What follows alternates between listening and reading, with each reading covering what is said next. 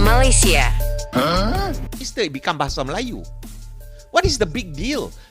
Indonesia call it bahasa Indonesia. Manakala bahasa Malaysia kita gunakan mungkin hanya untuk sebagai alat perpaduan atau menjaga hati beberapa kelompok. Yang pentingnya ia adalah bahasa kebangsaan, bahasa negara. Bahasa milik semua negara Malaysia, tak kisah Melayu, India, Cina ataupun orang asli maupun pribumi Sabah dan Sarawak. Halo Sobat CS, selamat datang kembali di channel tempat kita menyimak berita dengan santai namun tetap berisi. Masih di program Bekicot, berita terkini cocok untuk ditonton. Kali ini, kita bakal menyeberang sedikit ke negara tetangga kita, Malaysia. Ada isu menarik yang sedang hangat diperbincangkan di sana. Bukan soal kuliner atau sepak bola, melainkan soal identitas bahasa nasional mereka. Cimpeng wanda Bengkok lah yarda ponaga. Lah datulah iga Malaysia lah yarda ponaga. Maksud saya Tan Sri, Cimpeng mati di Bangkok di Thailand. Yang ini mati dalam negara kita di Lahad Datu Tan Sri. Apa beza yang beliau tanya soalan Tan Sri? Duduklah cukuplah. Saya nak jawab. Bagi sebagian orang luar, menyebut bahasa resmi Malaysia itu rasanya sederhana saja. Tapi bagi warga jiran sendiri, hal ini ternyata memicu perdebatan yang cukup alot. Inti perdebatannya ada pada penamaan. Apakah bahasa resmi mereka harus dinamakan bahasa Malaysia atau bahasa Melayu? Pihak yang mendukung istilah bahasa Malaysia berargumen bahwa penamaan ini jauh lebih inklusif. Menurut mereka, istilah ini bisa merangkul seluruh warga negara tanpa memandang latar belakang etnis, baik Melayu, Tionghoa, India, maupun etnis lainnya di Sabah dan Sarawak. Namun di sisi lain, kelompok yang mempertahankan istilah bahasa Melayu menilai bahwa nama tersebut punya akar sejarah, budaya, dan identitas kebangsaan yang amat kuat dan tidak boleh dihilangkan begitu saja. Menariknya, isu penamaan ini sebenarnya bukan hal baru. Dalam catatan sejarahnya, Malaysia memang sempat beberapa kali berganti istilah resmi untuk bahasa negara mereka demi menyesuaikan dengan dinamika politik dan sosial. Namun tantangannya tak berhenti pada nama saja.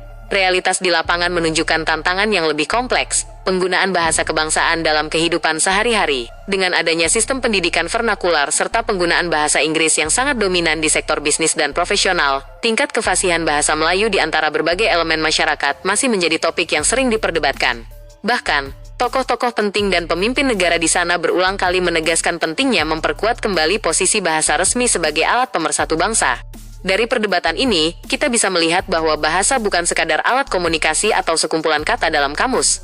Bahasa adalah cermin identitas, sejarah, dan arah rasa kebangsaan suatu negara. Setiap negara tentu punya perjuangan dan dinamika tersendiri dalam merawat bahasa persatuannya. Bahasa Melayu betul, bahasa Malaysia pun betul. Kalau nak pakai yang mana satu pun sebenarnya boleh. Yang pentingnya ia adalah bahasa kebangsaan, bahasa negara. Bahasa milik semua negara Malaysia, tak kisah Melayu, India, Cina ataupun orang asli maupun pribumi Sabah dan Sarawak. Sepatutnya lah kan, istilah penjenamaan nama bahasa ni sebenarnya tak perlu dibincangkan. Sebaliknya lebih baik kalau kita fokus ke arah memperkasakan bahasa di dalam kalangan rakyat Malaysia. Setuju tak? Kongsikan pandangan anda di ruangan komen. And that's what happened.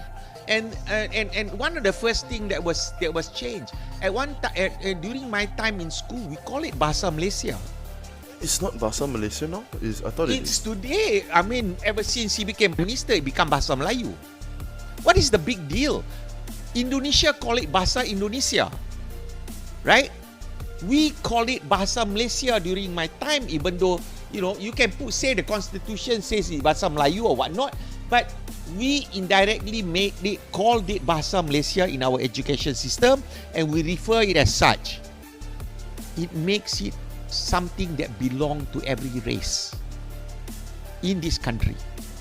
That is something we are proud of. Yeah, that makes so much sense. Correct? Yeah. Kalau ada orang tanya kita, bahasa kebangsaan di Malaysia ni bahasa Melayu ke bahasa Malaysia? Mesti ada dalam kalangan kita yang masih keliru sampailah sekarang. Kan kenapa kekeliruan ni berlaku? Kekeliruan ni berlaku mula tahun pertengahan 1960-an.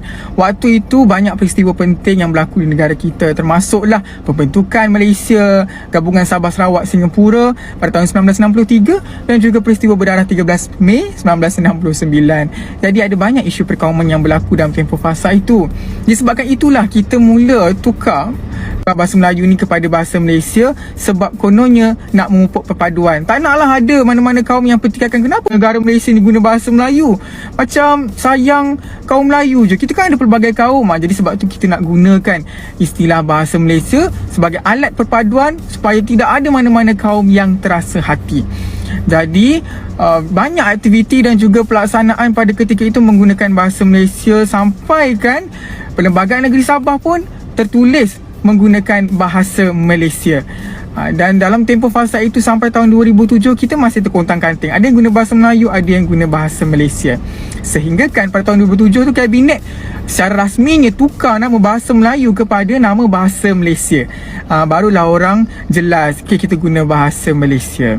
Cuma orang sejarah yang tahu tentang sejarah bahasa Melayu ni marahlah. Kenapa nak marah? Ada 3 sebab. Antaranya pertama dari aspek perundangan. Dalam Perlembagaan Persekutuan Perkara 152, 160, dalam Akta Pelajaran, dalam Akta Bahasa Kebangsaan, kita guna bahasa Melayu. Mana ada bahasa Malaysia? Kenapa nak buat macam ni? Kan benda ni akan mengelirukan masyarakat. Jadi sebab itulah kita menentang pertukaran nama ni. Dan kedua dari aspek sejarah. Kan kalau kita mengkaji sejarah, ada Melayu Austronesia, ada Melayu Proto dan sebagainya, mana ada pada ketika itu guna istilah Malaysia.